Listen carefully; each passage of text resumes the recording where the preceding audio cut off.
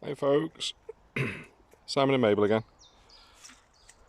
We're up in Sheep House Wood and she's nibbling on the grass.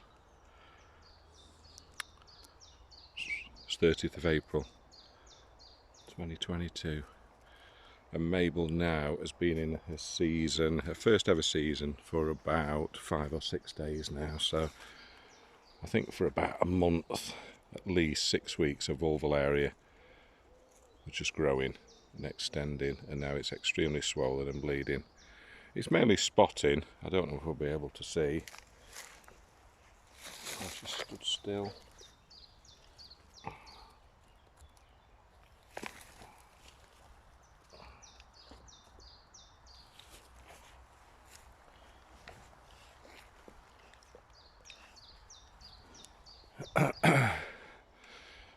We tried to have some little pants on yesterday, just some old pants, and she of course ripped them off. So we have blankets round on all the sofas, which we do anyway normally, and there's just general spotting.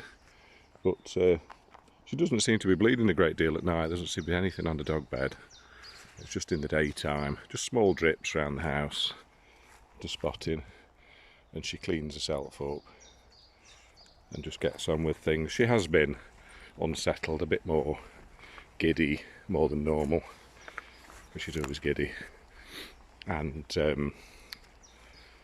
more unsettled, more off of food, I would say, probably not wanting to eat as much, but whether that's just an age thing as well, because if there's food or anything cooked around the house, she tends to leave her own food for a while, and she never used to be like that. So again, whether that's just her maturing and a behavioural thing, I don't know if we'll be able to pick it up. But this wood, Sheep House Wood, now is absolutely carpeted in bluebells. And Mabel's gone off for a good jump in them.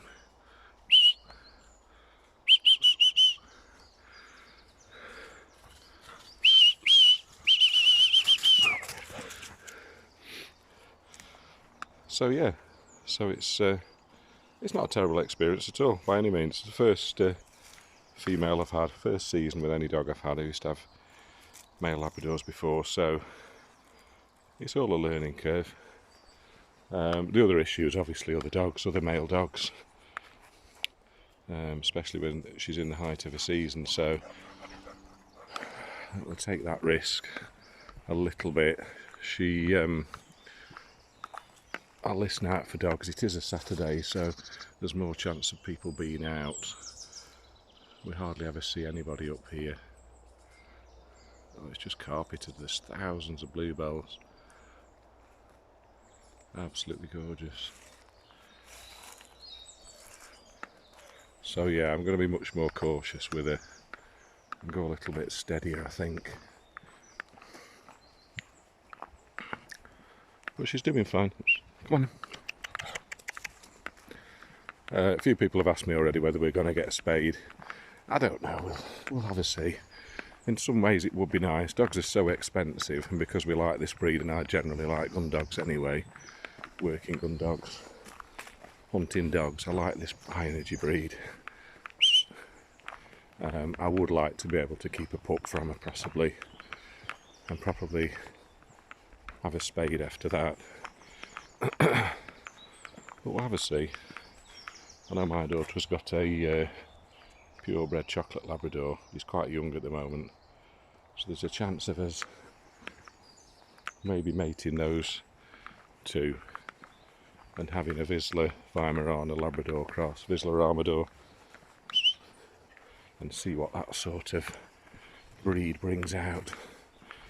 Very similar sort of breeds, but Labradors are just that bit calmer, a bit less frisky. Just don't want to go in too far. Had reports of somebody seeing the deer as well recently. A deer across the road as well at the bottom. So, and then we've had a deer further up the main road the other day step out in front of Betsy's car and nearly go into us, into the side of the car, and then just at the last moment turn back. But there are deer warning signs all along this Manchester road down here where we live. And then a little bit later on, I think the day or two later, she saw a van with its windscreen cracked and the deer dead at the side of the road, so he had hit it. Whether it was the same one,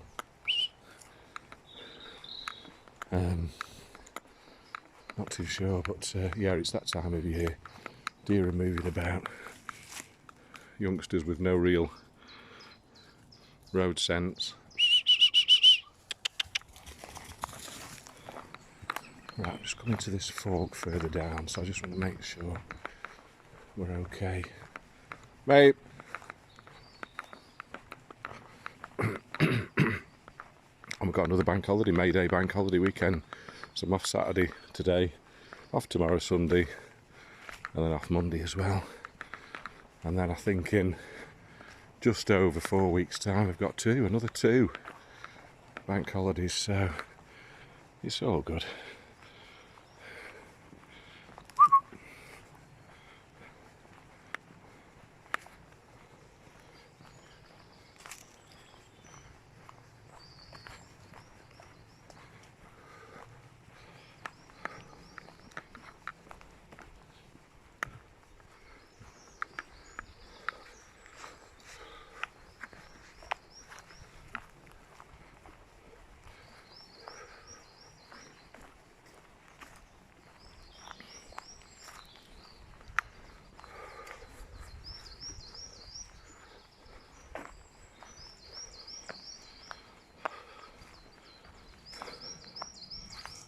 So we will have another month, and I think till the 21st, 22nd of June when she's 1, so we've roughly got another just over 7 weeks until she's 1 year old. So then we'll change her to the adult Purina food, I think.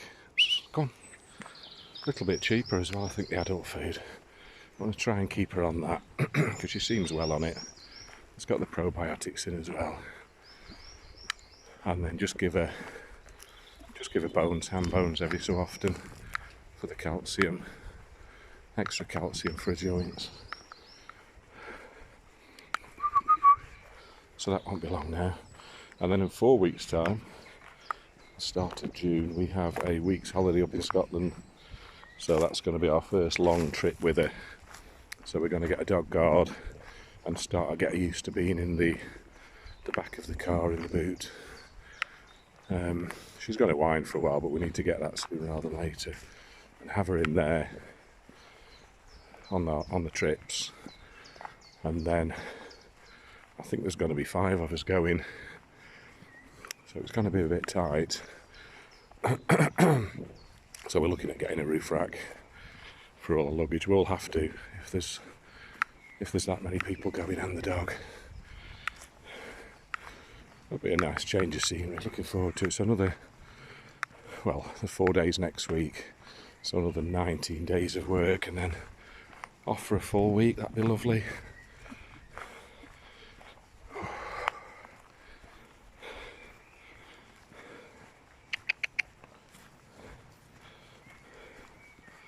Now then, we're coming down to the fork and sheep house and go off down low or up high, and I usually go high. But again, I can't hear anything in the distance. It's an absolutely gorgeous day, glorious.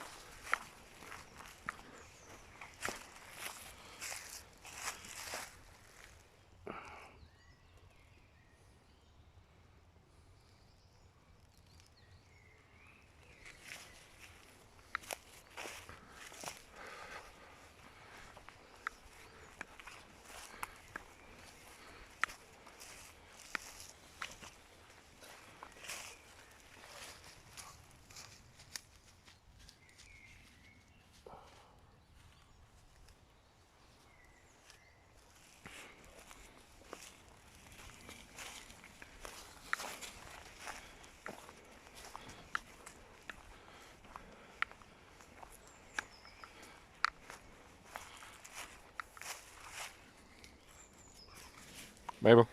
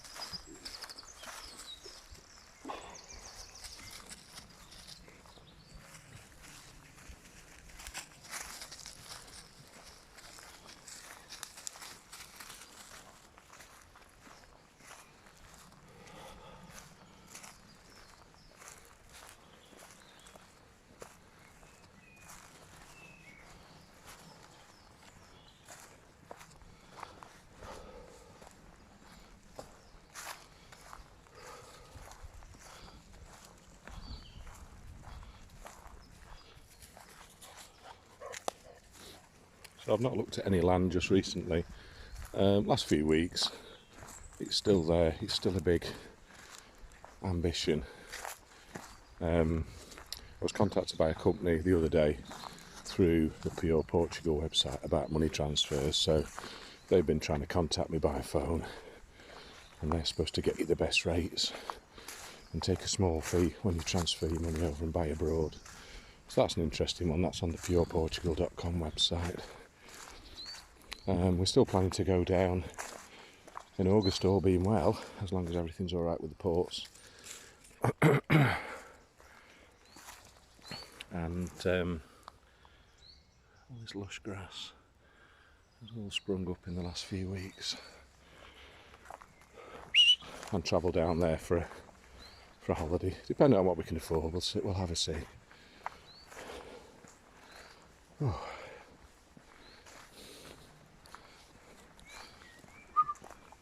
Come on. Come on, mate.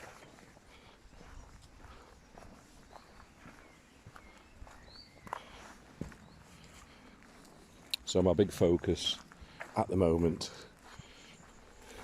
as it's been, and I'm always talking about for anybody that's interested, is increasing my pension and getting the right pension pot ready for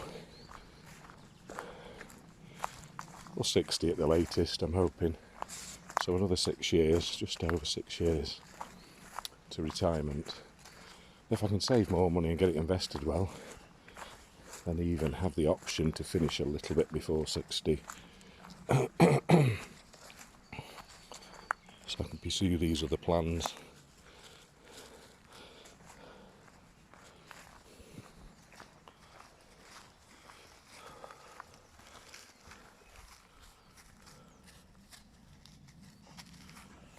And one pension I have at the moment with my new job is the Aviva pension, and the app online and the assistance on that app is absolutely fantastic.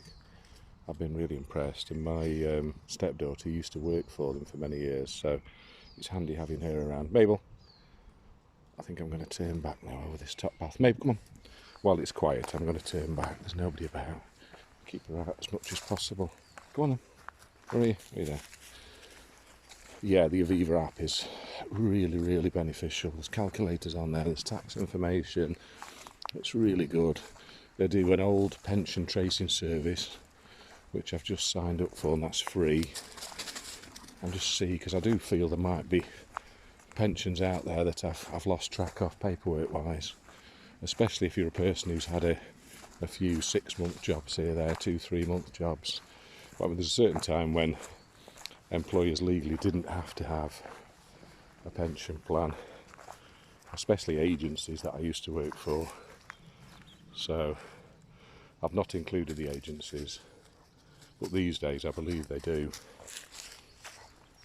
But even so, the Aviva options are really, really good. Go on. And then it just gives that option once you get into your 50s of working out how much money is there being invested. Periods like this, when we've just had the COVID crisis and the economic crash before that still lingering over us from years before, and still to see that actually your money is invested and will make you money, and the tax relief from the government of £25 for every £100 that you put in, which is superb. So for every £100 you put into your pension, the government are giving you £25 back. Well, dependent on your tax bracket and your other tax requirements, but it really is worth looking at. But like any investment, it's supposed to be long term. But for people my age who are looking to top up, let's say perhaps 10, 5, 6, 7, 8, 9, 10 years before you're planning to retire, it really is worth getting your head around all this information.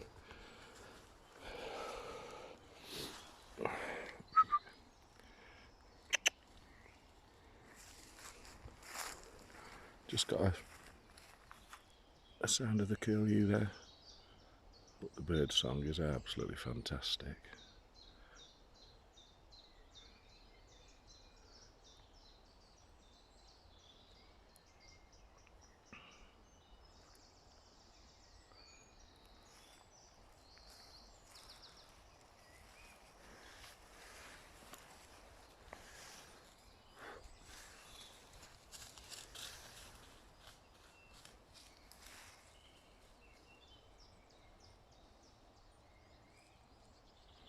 This is me at the moment. Trimmed my beard off the other day, but it's going back again. I had my hair cut, so I've had a 0 back and sides and then another 3 on the top.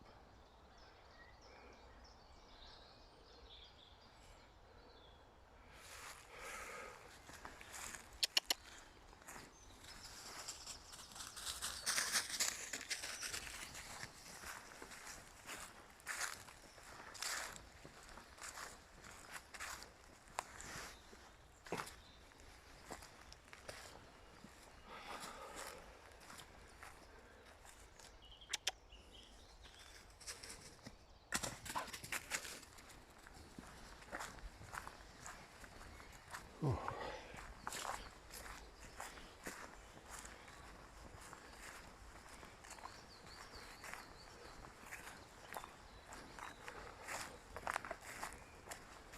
My weight is still an issue. I've tried this last week and the week before jotting calories down, but the nature of the work I'm doing, even though I'm burning off those calories, 17, 20, 23,000 steps a day, my weight isn't going down because of the type of food and the volume I'm eating. So that is my challenge now. I'm going to really try and get it under control, but it's very difficult when you're out and about. You can make a pack up and take it with you obviously every day, but that becomes boring after a while. In this warmer weather, you're still wanting a bit of something to eat. It's difficult to lose track of those calories, that calorie value. I'm going to go down here, babe, come on. And then once you start realising what it is you're eating and you're grazing and you're not keeping an eye on those calories and you're just eating really because you're a bit fed up or you're stressed, obviously those calories go on, especially when you're older. But I'll continue. I don't drink, I don't smoke, so we'll keep it with the walks, all these walks that we do. I'm a little bit wary to be doing too much jogging at the moment because of that extra weight on my joints. I'm still taking the glucosamine when I've been heavy working. That's for muscle repair and tissue repair. Cod liver oil tablets, regular multivitamins and minerals. So I'm having those regular at the moment. Come on, stop eating sticks.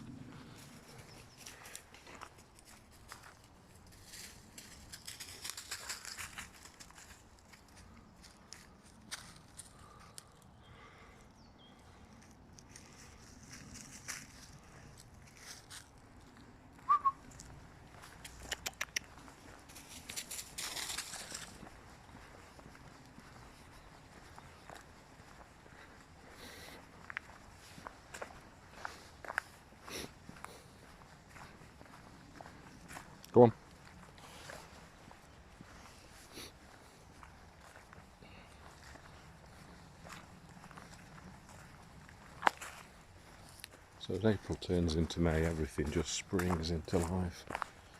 It really does.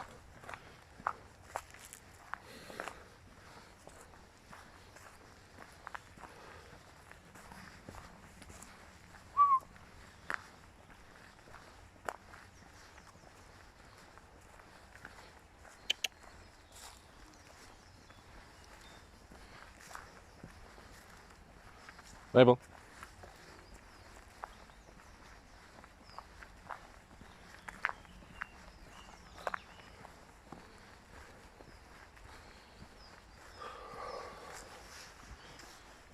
A few little flies out and about. It's always a downside.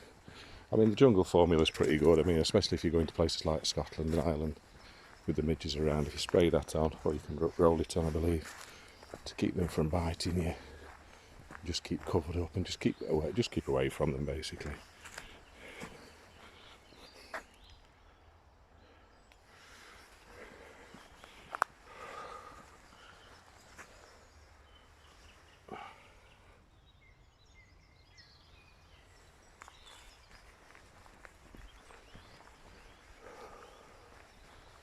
The reports on the news yesterday of unseasonably high temperatures in central India.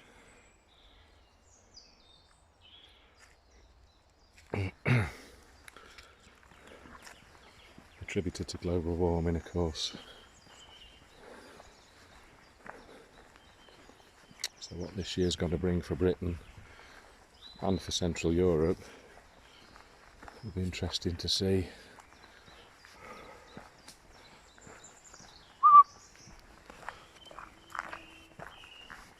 Mabel.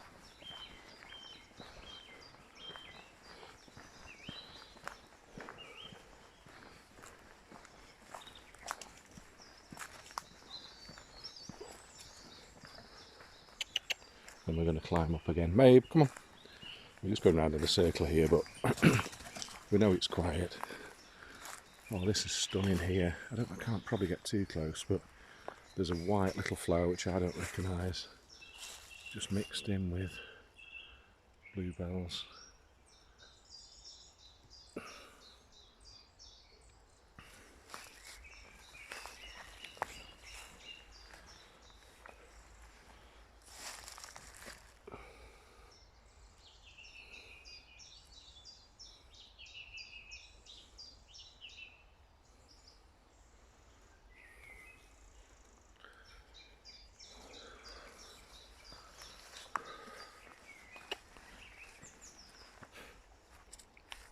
Got a few sycamore saplings down this end, you can tell by that shaped leaf, very distinctive. I'd say this is not a overly massive wood for sycamore. Go on, but they're here. They're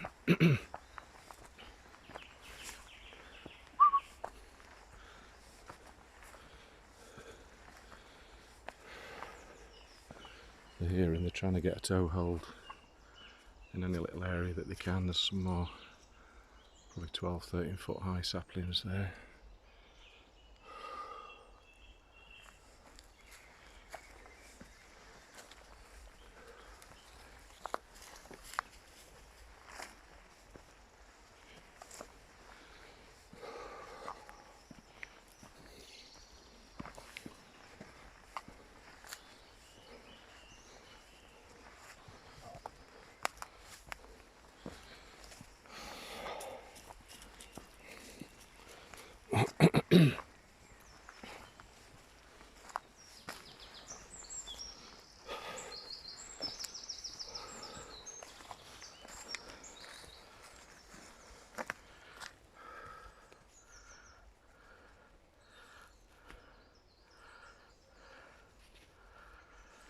Oh.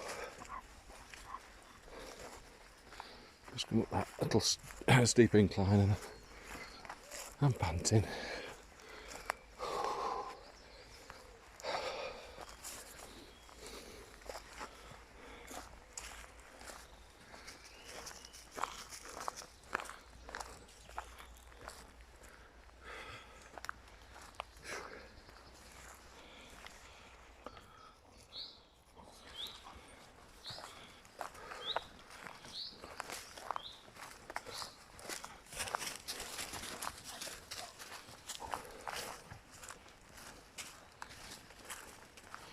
So I think with the breeding, again with Mabel, I mean for a purebred male Vizsla stud dog, you really are looking at £1,000 plus for one studding.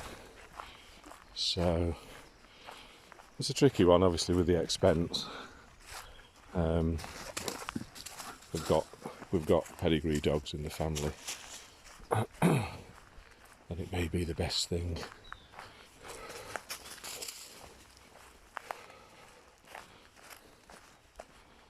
We've not checked on the kennel club registered with. We know that they're pretty healthy dogs. The breeder seemed very fine, but you do take a risk. The recommendation is obviously you go through hip and eye scores and health scores with your pedigrees, but a lot of pedigrees, in my knowledge and talking around, are also very interbred. So I think that's why we're getting the popularity now of multi-breeds, 3 or 4 different breeds mixed into one. And we're getting back to some of the older traditional looking type breeds. A lot of these flat-faced dogs, the popular French bulldog now, a lot of them having problems with breathing. Pugs, all these fashionable dogs, what health problems are there with them. And of course the French bulldogs don't seem to be able to mate correctly, and they have to have caesarean section, so I don't think it's a healthy way of breeding and keeping dogs. So as with anything, look at the information, make your own mind up. That's what I always think.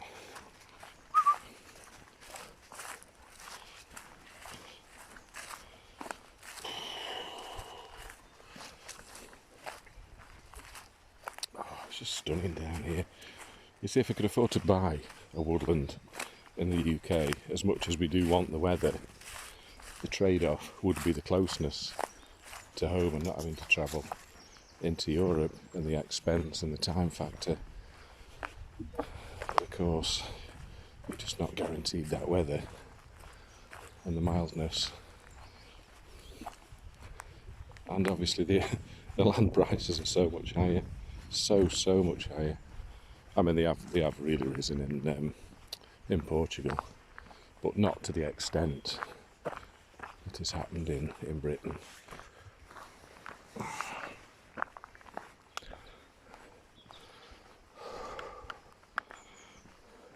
So it's still there as an option, but I don't want to get into that thing of seeing somewhere like County Durham or up off the east coast up there.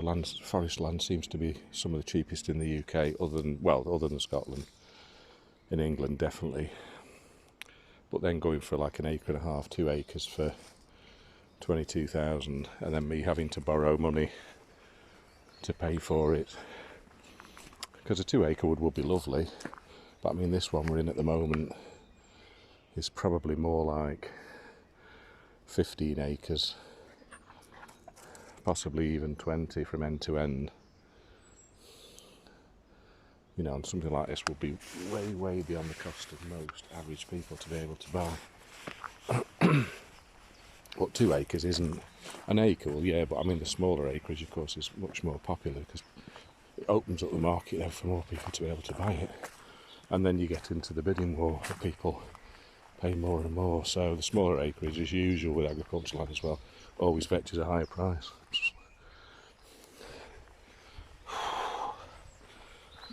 Oh.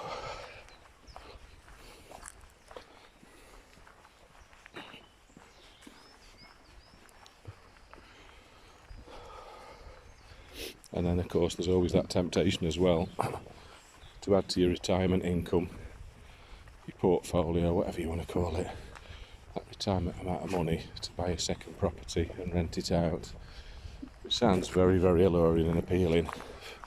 But of course you've got all the issues with tax, extra tax you have to pay if you already own a property,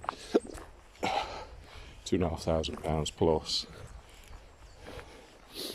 and then finding and keeping decent tenants, and then maintaining the property. So you've got lots of expense there on top of paying off a mortgage. So it isn't necessarily the best way to make money, the government have made it much more difficult for people to buy second properties because of the shortage of affordable small housing. So they have made it more expensive. And especially in these austere times, even though I've looked at the option, and I do have an option at the moment myself to get a mortgage, I'm really quite reticent about it. So my favoured plan at the moment, I would recommend it, is basically put more money in, put more money into your pension, spread your risk around different companies, get as much free advice as you can, do as much reading around the subjects of retirement well before you come to retire, and see that as your project, because life expectancy can be very high. For me, they're saying 89 to 90. It might not well go that far, but if you retire at 60 and you've got at least another 20 years, it's a big portion of your life. Obviously also with deteriorating health as you get older, so you need to factor that in and plan that in for your retirement. Oh.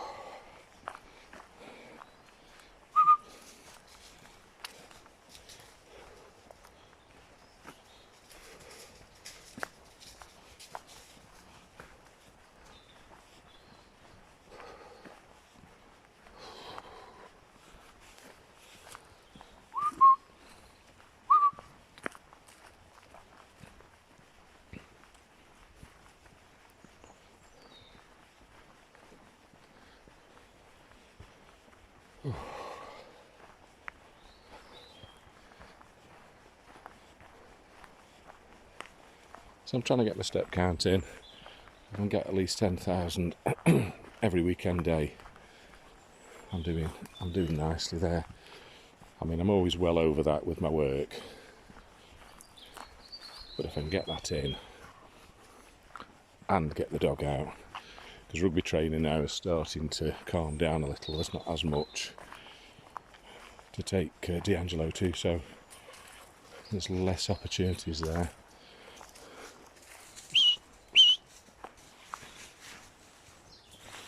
But yeah, just trying to get as many steps in as possible.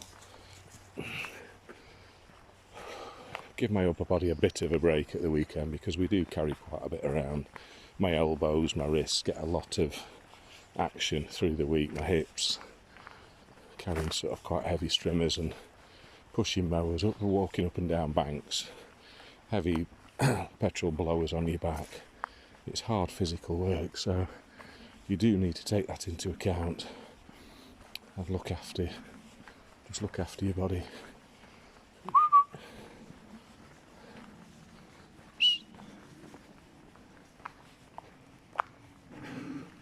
Just love this flat part of the track. It's really nice. So peaceful. I think on Manchester Road at the bottom it sounds like they're going to be putting in a traffic calming measure and a traffic crossing. So whether it will be lights or whether it will just be like a pelican crossing of something similar, or an island in the middle of the road, just to make it that little bit safer to cross over onto this side and onto the railway line as well at the bottom. So that'd be really good for us walkers. I was out the other day and outside a charity shop I saw a top-notch mountain bike, really nice, £320, lightweight graphite frame. I was very tempted. Lot of money, but I mean, am I going to get enough use out of that? That's what you've got to consider as well. If you're going to buy something to improve your health, you've got to consider how much use you're going to get.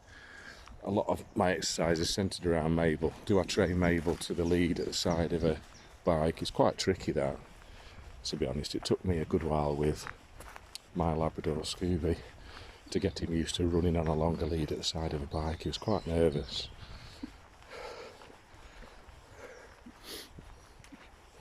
I do like to get Mabel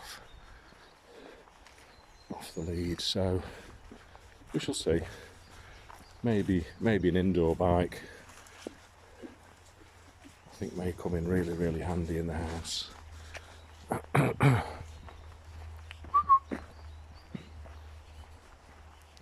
And do some Peloton.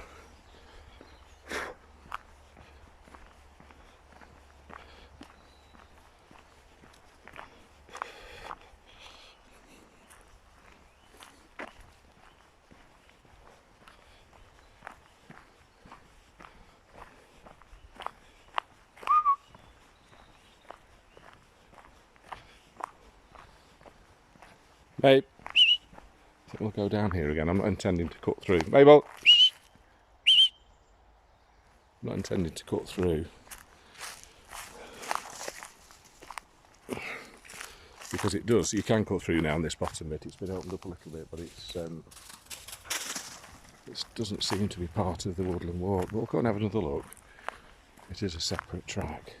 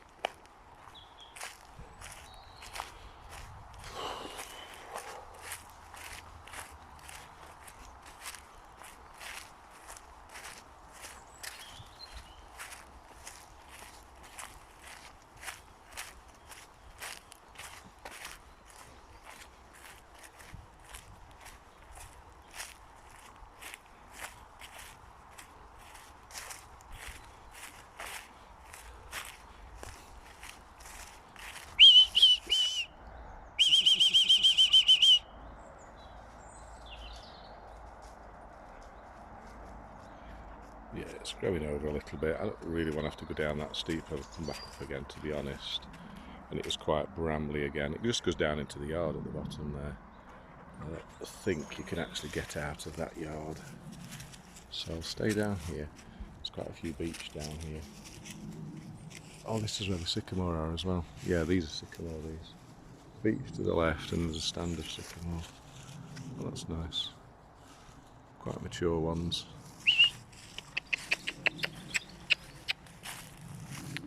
And up here, I don't know where. There has been trees planted in recent years because there's trees dotted about with tree guards around. So they have done some extra planting in here, which is a bit strange because it's just a naturally regenerating wood. So it's nice they've done it. There's no real need, is there? The woodland will just regenerate itself.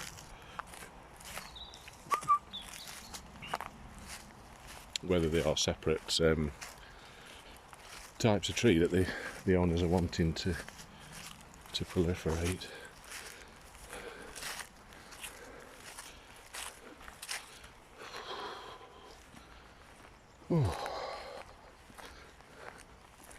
Yeah, and talking of land again and forestry, there's a piece of forest rather, and it's sandwiched between a main road and a MOB road going down in North Sheffield, and it's just up for sale.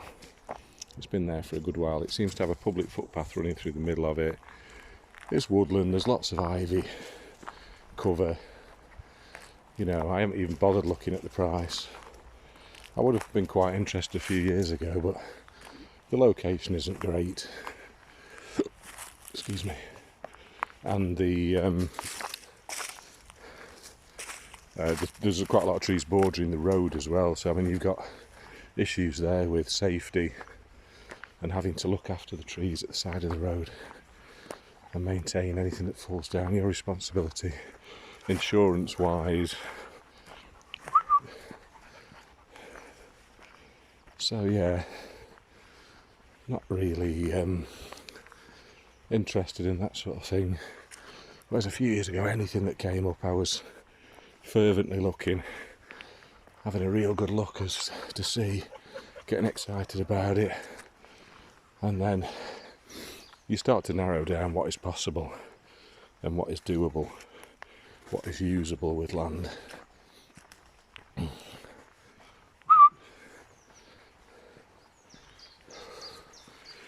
So I've turned back again and I'm coming back into the wood. So I've double backed twice now over here. I'll just keep her out. And I think I'll finish off by cutting on down onto the railway line.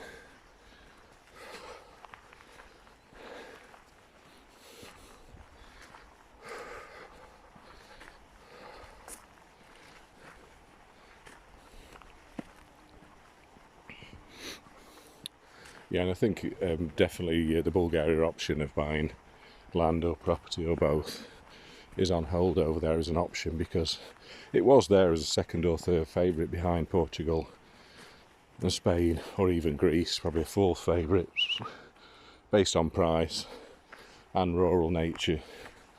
It was probably up there as number one for price. But obviously now with the war in Ukraine and the instability on the Black Sea coast and those areas, then it's going to make it far less favourable. I really feel for those countries there that are wanting to break away from that sort of regime and rule. Very, very, very, very heartbreaking. So yeah, I mean the other options of Greece are something I'd really like to explore, but we have time. There may be an option for a driving holiday out to Greece, possibly over the winter. But again, that'll depend on where I'm working, what I'm doing, and holidays. But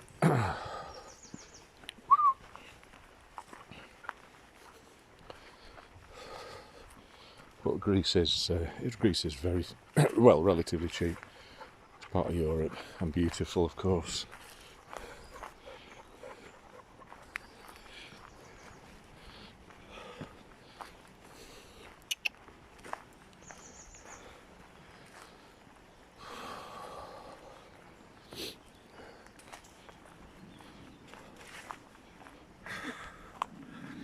And the other options, again, talking pensions and retirement and these sort of future ideas, another option is, with your pension, you can take a 25% tax-free lump sum from your whole pension pot when you are 55 or above. Well, most pensions, some are slightly different, but most pensions, it appears.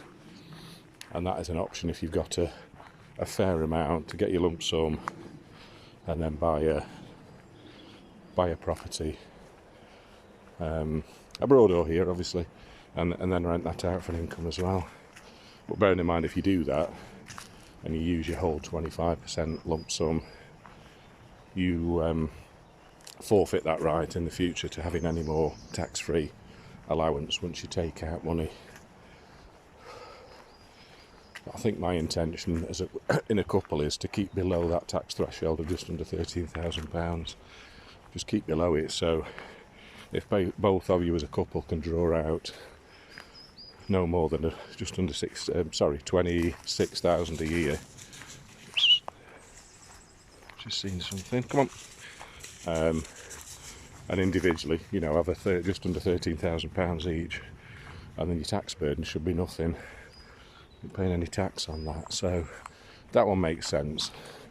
Having an income drawdown pension, and that's my favourite option at the moment. Most pension schemes offer an income drawdown, and you can take out what you need every month or every year, while the rest is still invested and making you a little bit of money.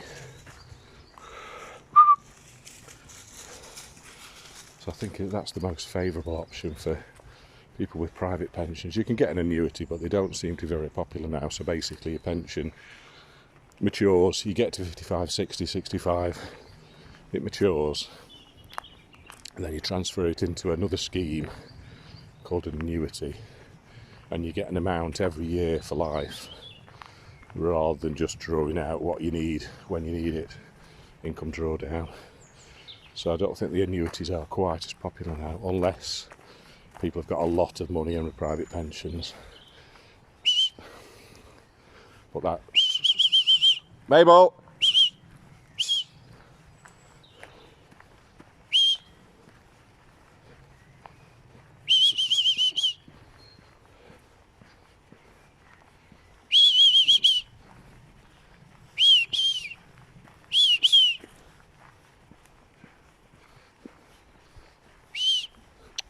She's here.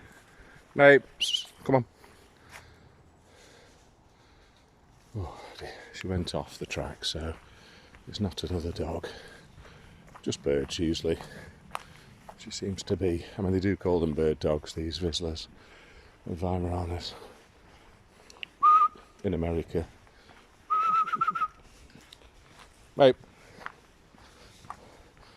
Yeah, so there's that option. That's one option for me possibly, because I've got a public sector pension from the health service which will pay me an amount every year for the rest of my life.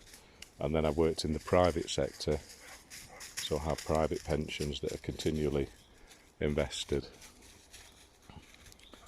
And then you can and then you can add to them, obviously. Just add as much to them. I mean, for 55 as well, at my age, it's going to be 57 by 2028 in the UK. So, but at the moment for me it's 55. So you could potentially still have a year out, you know, and still then go on and work. You could take a certain amount out of your pension as a tax-free lump sum to live on if you wanted some time off work as you get older. Depends again very much on your work, what you're in, what sort of break you need, how much you're enjoying your job, how much you're hating your job. I'm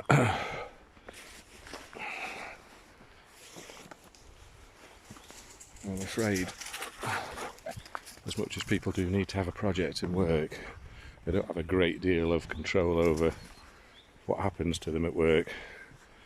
So it's always nice to be able to have some sort of plan where you can have a bit of peace and quiet away from work, recharge your batteries. So that is another option. Because I mean, the land I've been looking at I can afford with my lump sum from my public sector pension, but it wouldn't particularly stretch to a land with a property on.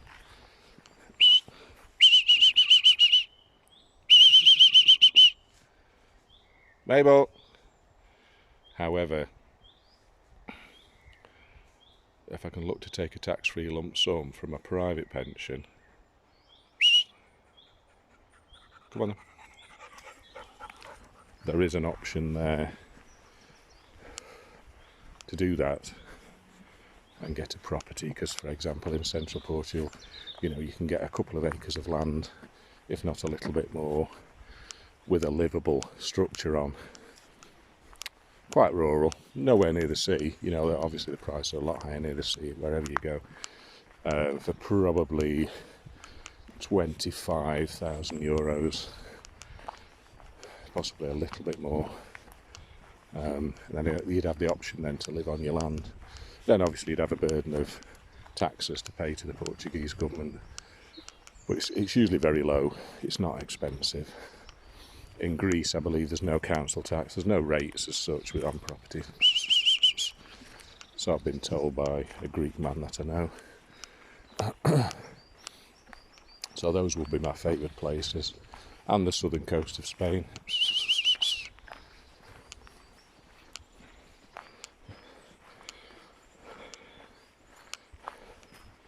So those are real nice options there. But then obviously if you start taking out a tax-free lump sum, it really eats into your private pension. So you need to be careful. Make sure that you really know what you're doing if you're going to take a lump sum out. You just need to make sure you've got enough to live on. Bearing in mind that if you're in the UK and you've paid at least 35 years of national insurance, and it's a lot, full stamp as they call it, at 67 currently, you will get a full state pension, but it's only about £790 a month, index linked to inflation, so that's what the value is currently. So, you know, that's later on in life. It isn't a lot of money, but it's enough money to be doing things on. So my plan now is to top that up with my pension for life, which is my my health service pension. So I should have roughly, after that pension, with a state pension, roughly about £1,100 a month. So no tax paid on those, all being well, unless tax burden changes on pension holders and drawers in the future. So that'll be a nice income to have from 67. That should be doable and livable. Be able to have a nice steady lifestyle. Put a little bit of money aside for holidays and things. It's still going to be hard. It's not a lot of money by today's standards, certainly isn't. And obviously if the economy struggles, then it won't be enough. You know, it will be a struggle. But obviously if you've got two people on that sort of income, then you know, two can live, I think, cheaper than one, really. Come on. One car.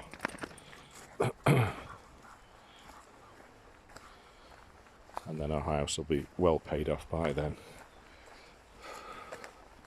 But it's the private pensions really that need managing more clearly. So your local government pensions, councils, health service, police, fire service, they're pretty decent pensions, but the old style ones, the old style schemes I'm in a health service, I can't draw the whole amount out and reinvest it into an income drawdown. It has to stay where it is. It's index linked, so if inflation goes up or down, the value will reflect that, and it's a pension for life. So, you know, it's a really good pension on top of your state pension. It's really worth doing. Betsy, my partner's she's got a more modern NHS pension and private pension, so she's a bit opposite to me. She's got a lot more in her private pension, less in her public pensions. But of course, while she's enjoying her job, and she does, as a nurse, she's just working extra shifts and topping up her pension as well. So it'll give us that freedom and option for the future. And as well, these public pensions do have a widows or widower benefits as well, so you can, some of it will be paid, smaller amount, but some of it will be paid if you pass away, if you die, and then they take on your pension.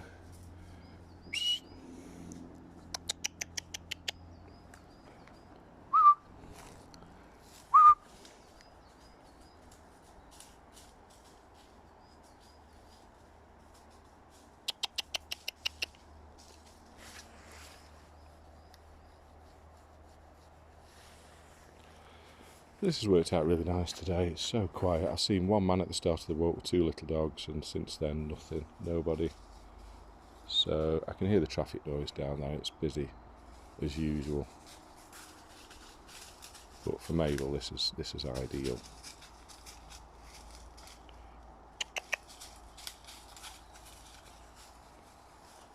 So the walks that we do with her, probably in the week, aren't as enriching environmentally wise. You know, there isn't as much stimulation as this, as a woodland would give her. We do try and get her into the woods when we can of an evening, but she might not get this amount, so it's really, really good for her and keep her out. And I'm loving it. So again, talking about plans and having things to do, so plans for your retirement. But I mean, everybody needs a plan, everybody needs a project. It's really important. So for us, it's getting somewhere that we can spend time as we get older, which will enhance our life, not damage the environment to any great degree. If we're going to travel somewhere, we're going to travel lightly, and we're going to stay there. We're not going to be moving about all over the place.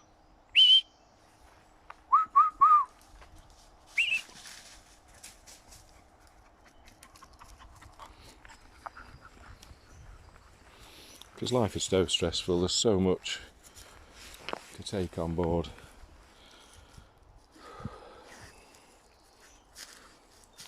So it is nice just to have some peace and quiet, even when you're younger. So if anybody does watch these videos of mine, I know they seem to be aimed at people my age, but they're for anybody really, because everybody needs a plan and everybody needs to make some sort of plan in terms of a roof over the head and money in the pocket, you know. So I suppose we all need to talk about these things.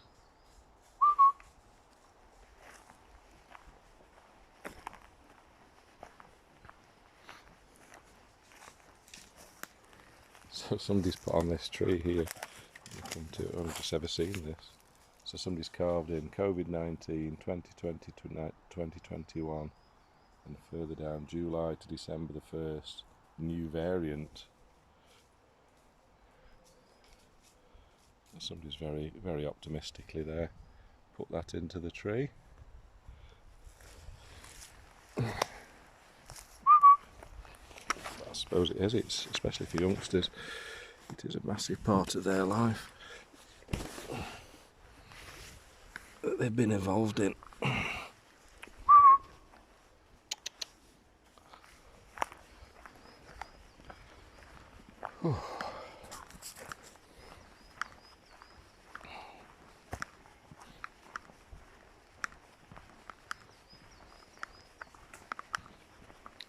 And again, I think it's important as well. So I've got these plans. They're my plan A's, plan B's, plan C's, different countries, land.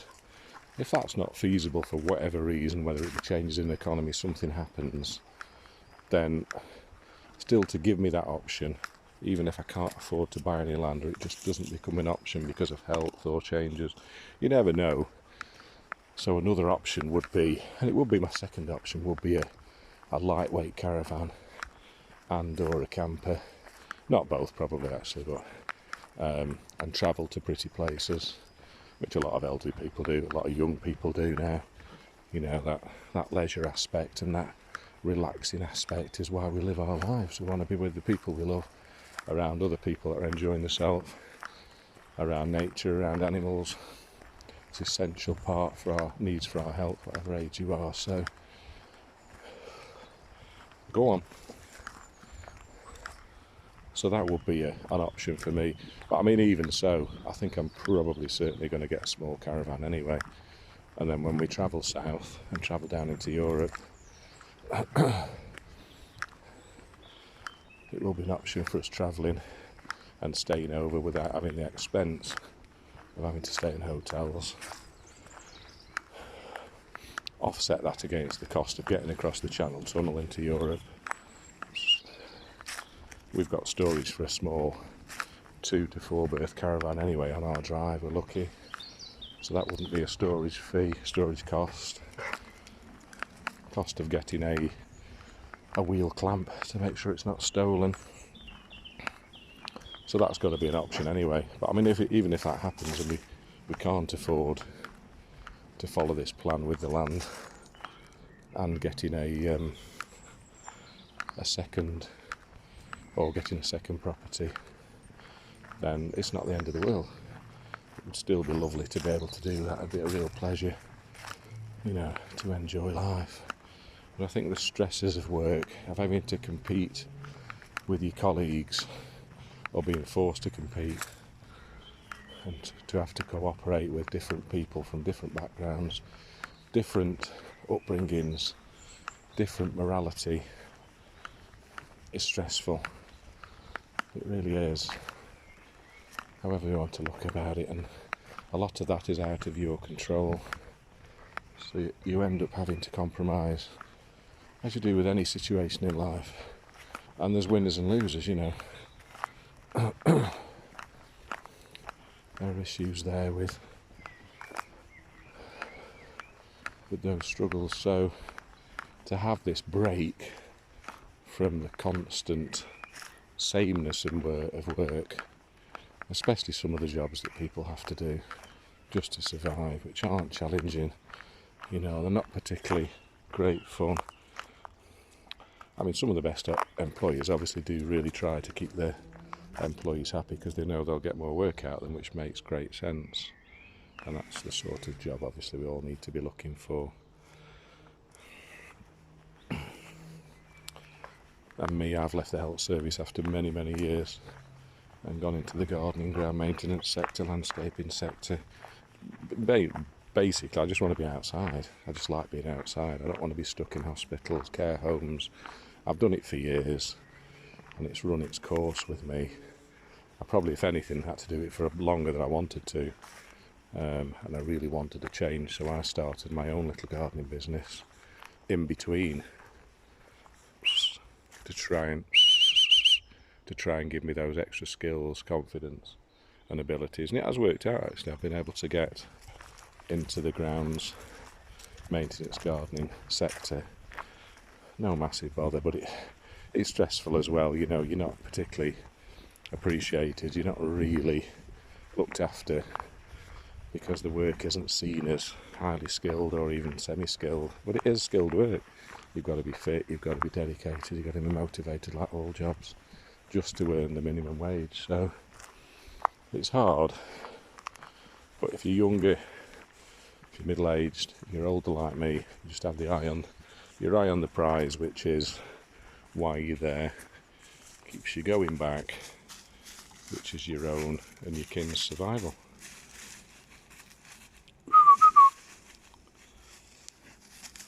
Oh, she's just loving this. I'm just doubling back on this top path back and forth because it's flat. So yeah, and I think the older you get, obviously the more choosy you get, and it opens up those more options as well of what you want to do. For example, if I wanted to go now, and I've looked at getting a funding for a degree, which any age can get in the UK, we're still very fortunate, and get a student loan, and then once your degree is finished, once you've paid that off, once you've finished the degree, you have a debt there that you have to start paying back once you start earning a certain amount of money. So it's an option to look at for me, some further educational courses to keep me busy, and then maybe keep me working, keep me active, but skills as well that I can use in the future to keep my brain and my body active.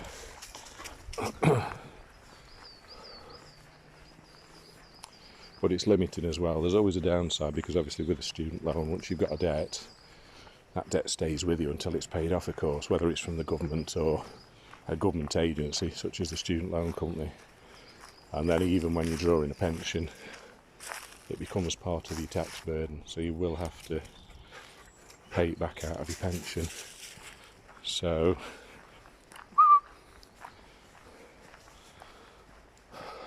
that's something I need to have a close look at. Maybe. And the other options, of course, are just training yourself, getting a job where you get trained, and they'll keep you for so long. I've got colleagues who've done chainsaw courses, but then they have to, because the courses are £3,500, you have to then stay with that company for a number of years, or if you leave, pay back the relevant amount that they've trained you to, pay back that to the company. So that's an option to get training for anybody, for yourself rather, and obviously just go to the library and teach yourself things. Obviously employers are wanting evidence of qualifications, but if somebody takes you on and you've already got some knowledge and experience that you've taught yourself, then it certainly makes you more employable.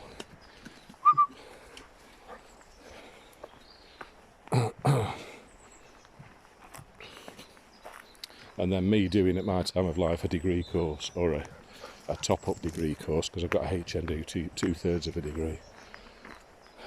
You know, you've got to decide, is it going to be purely for pleasure? Is it something that you want to take with you into another career?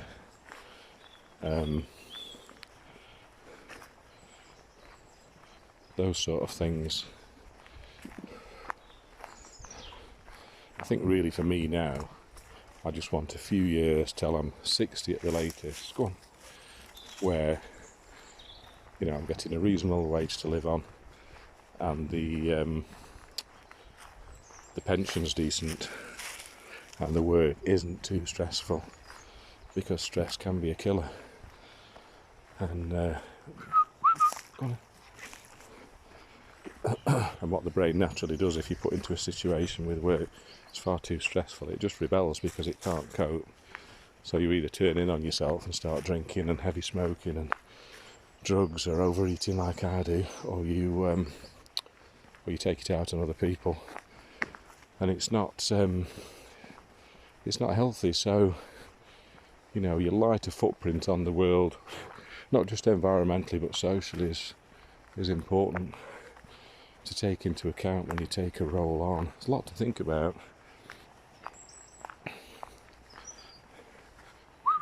Come on then.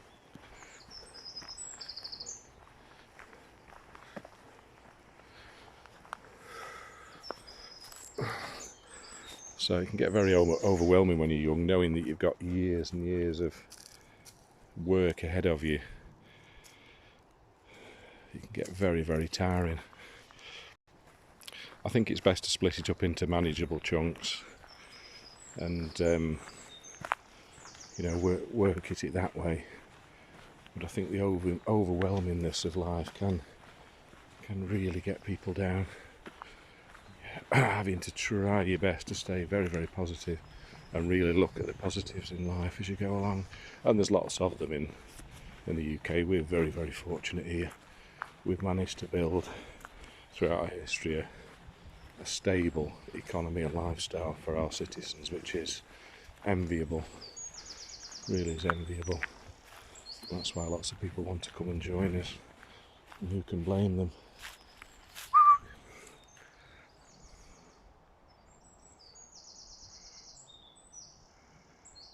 Everyone's having another poo-poo.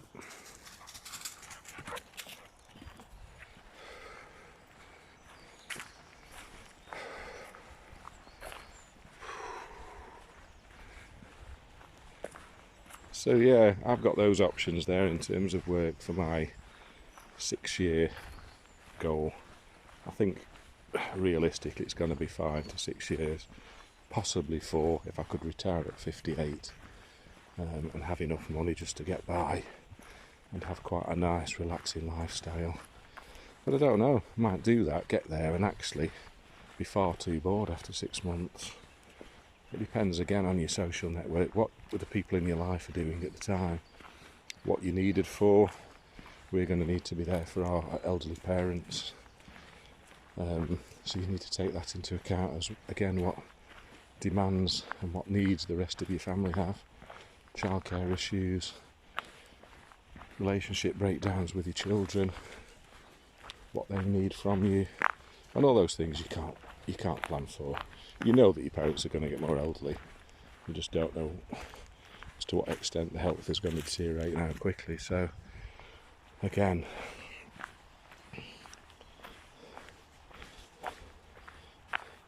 having to get through those very, very difficult times of stress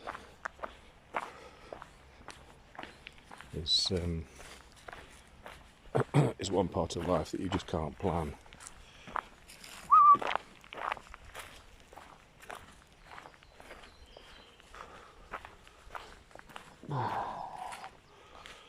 Oh, I think I'll call that it. I think I'm going to wander down now and go back over to the reservoir. I think we've had a good hour and a half wandering about at least. Came out about 9 o'clock, so it's really good. So I'll start to think about signing off. Go on then.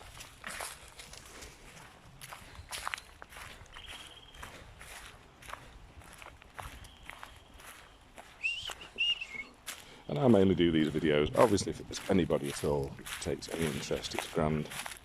I mainly do those videos for myself, if I'm honest, because I find them quite cathartic and talk to a camera. You know there may be people out there that they can't put comments on my videos because I'm not particularly interested in people commenting. I'm sorry, don't really want to have ongoing conversations with people. Support is always nice, but I'm afraid that's not what I'm about, really. But yeah, if anybody does listen to these and find them interesting, it's great. Or just for the walking element or the dog element, anything there. But mainly it's just for me to sit down as I get older, because Mabel's going to pass away before me, possibly, probably, and look back at these happy times I've had with her and see what rubbish was going through my mind at this time. That's always good. I was laughing with my sister the other day, Suzanne, because she'd seen my dog toweling video and I brought Mabel back and towelled her in the sitting room. Then I was sat there with big cream cakes, so she thought that one was a really funny one. I said, yeah, it's had 22 views. People must have found it interesting. But I think generally it's just my family laughing at me. But that's fine.